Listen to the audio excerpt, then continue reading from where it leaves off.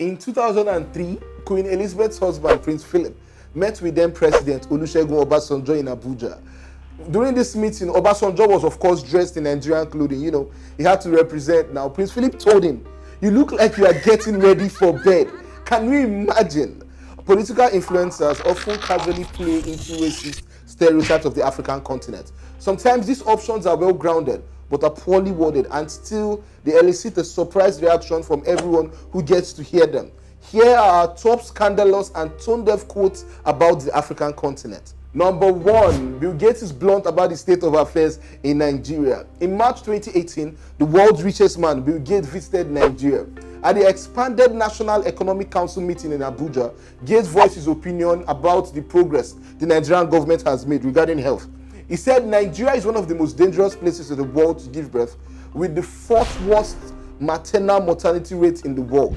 1 in 3 Nigerian children is dead as soon as they're giving birth to. He said, and one of those children are also chronically malnourished. Gates' conclusion was that Nigerian government needs to do better in these areas. So far, the Bill and Melinda Gates Foundation has invested around 1.6 billion in Nigeria. Number 2, President Trump and his shithole nations comment. In January 2018, US President Donald Trump faced harsh criticism for his remarks about African migrants. Speaking at a meeting dedicated to the Deferred Action for Childhood Arrival, which is known as DACA, he referred to people coming to the US from Africa as coming from shithole countries. Later, he denied using such language, but those who witnessed him said they confirmed that he used such languages. Number 3, Obama on African leaders who refused to step down. In 2015, the immediate past US President Barack Obama famously visited several African countries. He addressed the 54 members of the African Union in Addis Ababa, Ethiopia. He said nobody should be president for life. I don't understand why people want to stay so long, especially when they have got a lot of money. He said sometimes you will hear leaders say, I am the only person who can hold this nation together. If that is true, then that leader has failed to build their nation, Obama said. Well, 3 years on, we can see that some changes have happened in that department. Number 4, Donald Trump weighs in on corruption in Africa. Donald Trump is known, the US president, he's known for his ambiguous commentaries on political matters. In 2013, then President Barack Obama, he greenlit the Power Africa initiative. This was an initiative designed to help the energy sector of several sub-Saharan nations. The US was to put in $7 billion.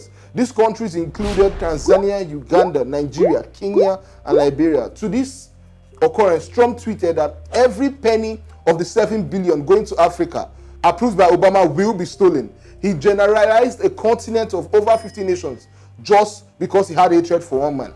Sad. Number 5, famous US gun expert on colonialism. Jeff Cooper is considered to be a pioneer in the use of handguns in the US. He was a recognized gun activist and was also an author. He was also a racist and misogynist, amongst other things. In one of his columns, he had this to say about Mozambique. He said colonialism has a bad reputation in the modern context, but colonial Africa was a far better place for both black and white before the colonists gave up. Cooper once suggested that Africans from South Africa's Gauteng province should be called Orang Gautengs. Can you imagine? Politically, it seems that China, Russia, and their allies are difficult targets. The Middle East and its oil are also untouchable, but the African continent and its poor, struggling democracies are easy to focus on and to exploit. This is the sad state of things that is happening today. Do Africans agree with some of the most sensible and justified remarks by more developed powers? Of course, certainly they do.